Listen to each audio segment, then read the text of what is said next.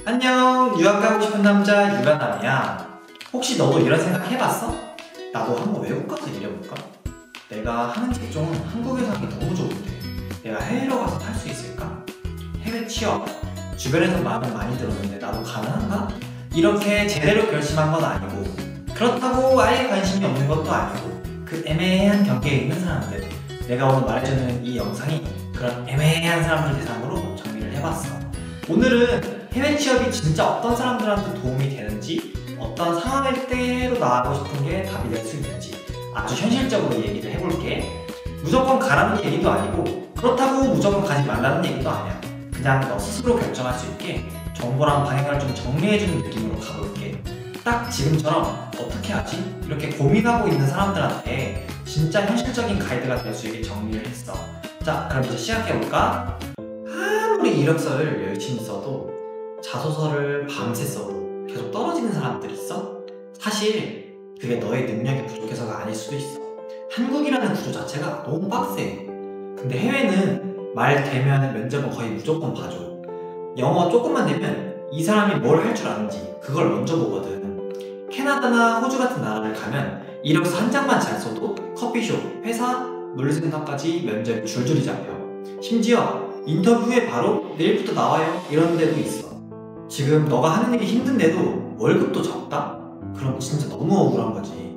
한국은 아직도 늦게까지 남아있는 사람이 열심히 일한 사람, 이런 생각이 있잖아. 근데 해외는 완전 반대야. 정시 퇴근하면 오히려 칭찬받고 야근하면 무능력하다고 보는 문화도 있어.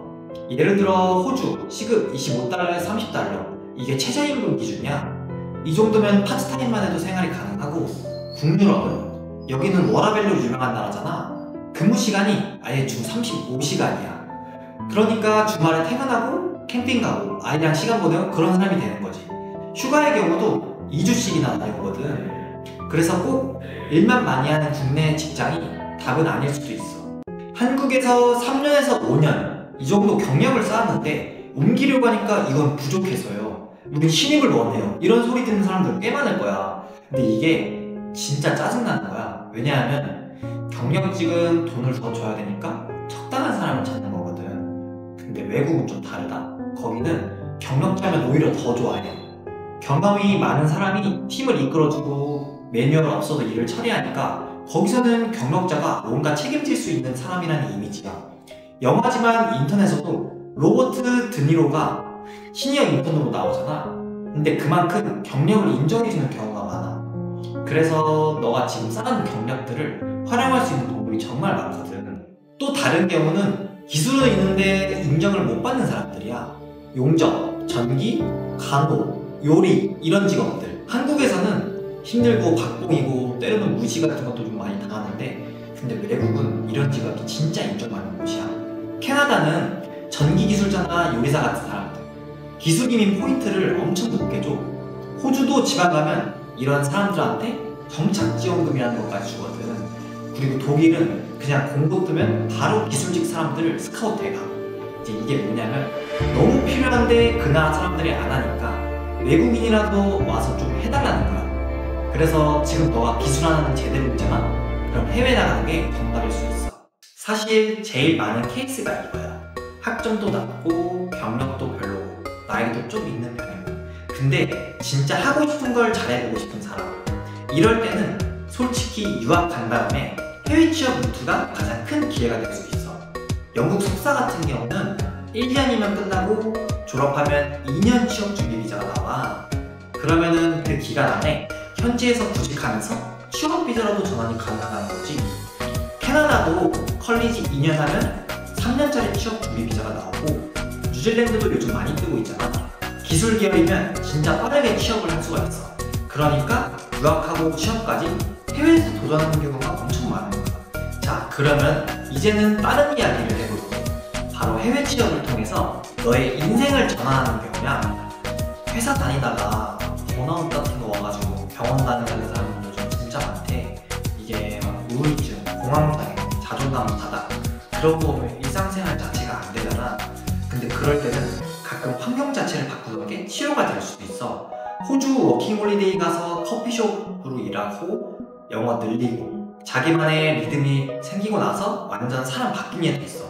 그 친구가 하는 말이 한국에서 살았으면 지금 좀 무너졌을 것 같다 이렇게 말을 하더라고.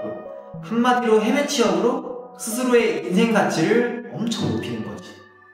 또 다른 해외 취업의 진짜 장점이 뭐냐면 내 커리어가 글로벌하게 바뀐다는 거야. 말이 달라지면 일도 달라지고, 언어가 되면 프로젝트도 엄청 커지고, 사람 만나는 폭도 정말 넓어지거든. 그렇게 되면 외국계 회사 이직, 국제기구 지원 이런 경험들을 통해서 나중에 한국에 돌아왔을 때도 나만의 강점을 가질 수 있게 돼. 여기에 만약 장기적으로 정착까지 생각하는 사람들도 있을 거야. 그런 사람들한테는 해외 취업이 이민의 입구라고 볼 수 있는 거지.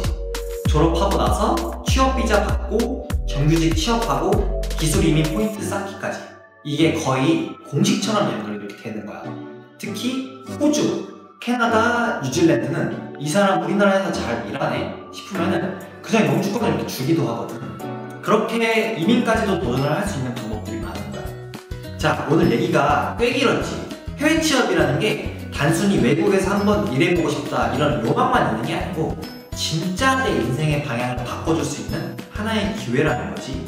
물론 다들 케이스는 엄청 달라. 근데 하나 공통된 건 뭐냐면 지금 내가 뭔가 막혀있는 상태에서 내가 이대로 살 수는 없을 것 같을 때 그때 해외 취업이라는 선택이 인생의 큰 전환 포인트가 되는 거지. 그러니까 너도 꼭 도전해봐. 내가 다음 영상에서도 도움이 될 만한 이야기들을 다 들려줄게.